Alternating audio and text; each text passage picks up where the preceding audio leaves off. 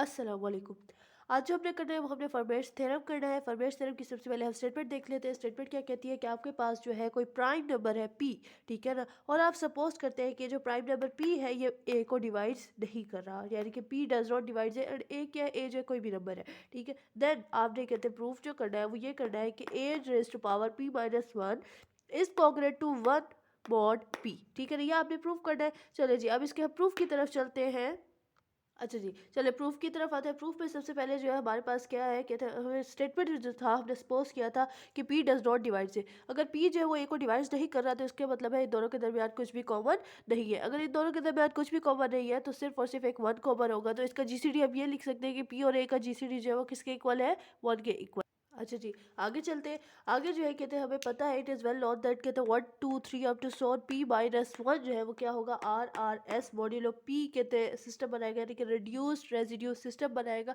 अच्छा, reduced residue system होता क्या है, वो कहते हैं ऐसे कहते हैं इंटीजर्स का सेट होता है, ठीक है ना, ए वन से लेकर ए के तक, जो कि कहते हैं कुछ कंडीशंस को सेटिस्फाइड करता है। और वो कंडीशंस क्या है कि ए आई का, यानी कि इनमें से हर कहते हैं एलिमेंट का जो कहते हैं मॉड्यूल है एम, उसके साथ जीसीडी वन होना चाहिए।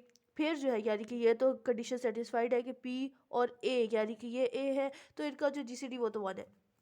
वैसे उसने ये कहते हैं खैर इसमें हमें करने की ज़रूरत भी नहीं है, हमने कहा है वेल नोन, यानी कि इसमें हमने कहते कहा हुआ है कि है आर आर एस सिस्टम है इधर। अच्छा, सेकंड कंडीशन क्या है कि ए आई जो है वो कहते हैं यानी कि इनका और इनका कहते हैं, यानी कि ए वन और ए टू कहते हैं इनकॉन्ग्रेंट होंगे, ए टू ए थ्री इनकॉन्ग्रेंट होंगे, यानी कि कहते हैं कि आपस में जो है इनकॉन्ग्रेंट होंगे रिस्पेक्ट टू मॉड एम। से थर्ड कंडीशन ये है कि कोई और इंटीजर आ जाए एन, जो कि कहते हैं जो जिसका एम और एन का कहते हैं जो जीसीडी होगा वो क्या हो, वन हो, तो कहते हैं उनका जो है वो क्या हो, ये कंडीशन को सेटिस्फाई करे कि एन जो है वो congruent to a i with respect to mod m है, ठीक है ना। तो ये तीन कंडीशन है जो कि सेटिस्फाइड करनी चाहिए for R R S system.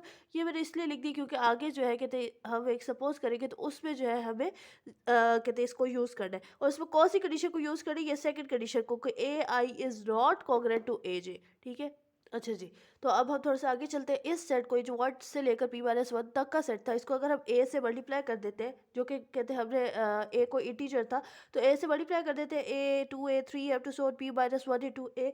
तो हमने शो करना है, वी शो दैट कि ये वाला जो सेट है ये क्या है, रिड्यूस्ड रेजिड्यू सिस्टम है रिस्पेक्ट टू मॉड पी, ठीक है ना। तो इसको प्रूव करने के लिए हम जो है शो करेंगे कि इनमें से जो है ये कहते हैं आपस में जो है, ठीक है, वही जो मैंने आपको कहते हैं आर आर एस सिस्टम की जो कहते हैं सेकंड कहते कंडीशन थी कि वो आपस में इनकॉन्ग्रेंट हो गए। तो वो हम प्रूव करेंगे कि ये जो म्यूचुअली क्या है, इनकॉन्ग्रेंट है, यानी कि ए और टू ए इनकॉन्ग्रेंट है, to a three A incongruent है, यानी कि आपस में जितने पॉसिबल पेयर्स बन सकते हैं वो सारे के सारे क्या होंगे, इनकॉन्ग्रेंट होंगे, ठीक है ना। इसके लिए हम क्या करेंगे, कंट्राडिक्शन सपोज करते हैं। और कंट्रोडिक्शन हमारे पास क्या है कि हमने इसी में से दो एलिमेंट्स उठाए आर ए और एस ए, ठीक है ना, और उनको हमने कहा कि वो कॉन्ग्रेंट है, आर ए और एस ए कॉन्ग्रेंट है रिस्पेक्ट टू मॉड पी। अच्छा, अब जो है हम आगे चलते हैं।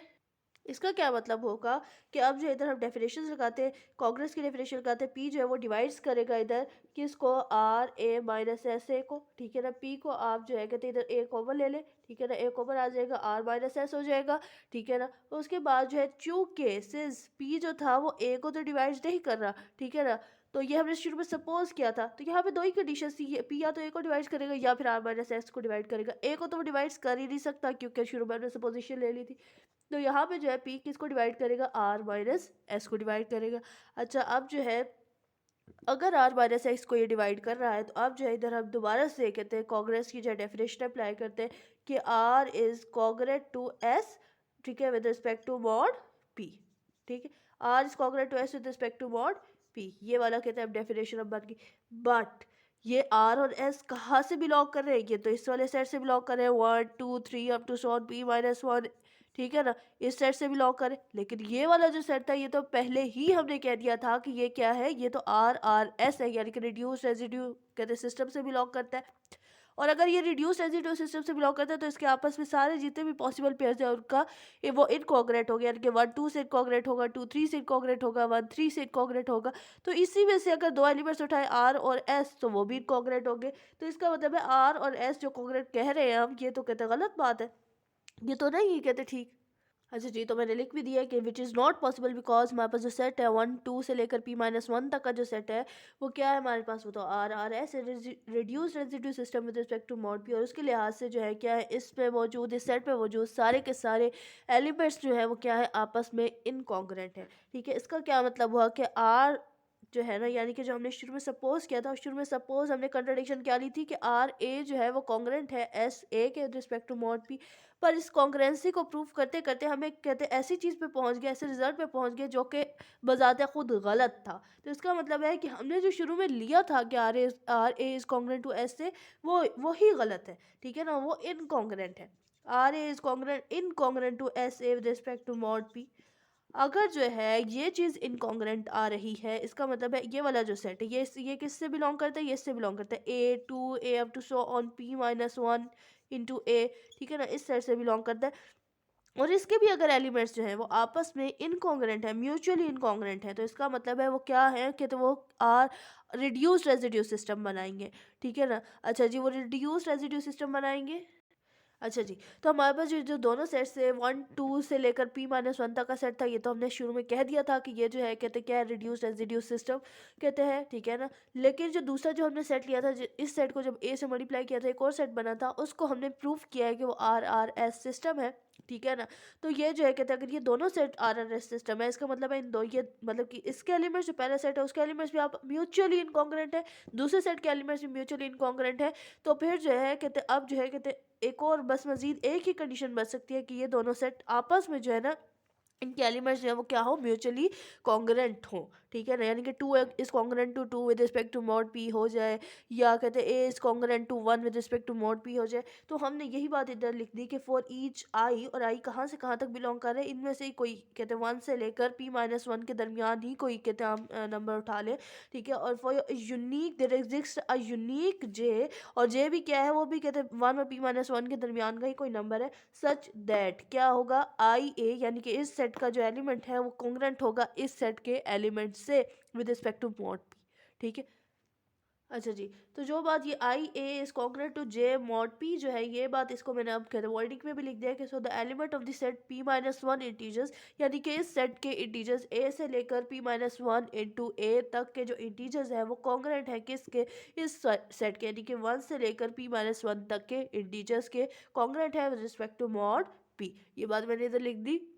अच्छा जी, अब हम क्या करते हैं, अब हम ये करते हैं कि ये जो जितनी भी कहते हैं पॉसिबल कॉन्ग्रेसेस कहते हैं बनती है, कॉन्ग्रेट रिलेशन बनते हैं, उनको हम आपस में मल्टीप्लाई कर देते हैं। ठीक है ना, मल्टीप्लाई ऑल दिस कॉन्ग्रेसेस टुगेदर, जब हम मल्टीप्लाई करेंगे यानी कि A 2A ये सबको जब हम मल्टीप्लाई कर देंगे, राइट साइड में जो ये सारे मल्टीप्लाई हो जाएंगे, लेफ्ट साइड पे जो है सॉरी, लेफ्ट साइड पे ये वाली सारी मल्टीप्लाई हो जाएगी, और राइट साइड पे जो है ये वाली सारी मल्टीप्लाई हो जाएगी, 1 2 p up to so p-1। तो यही लिख दिया, A into 2A into 3A up to so p-1 into A is congruent to 1 into 2 into 3 into up to so on p-1 with respect to mod p।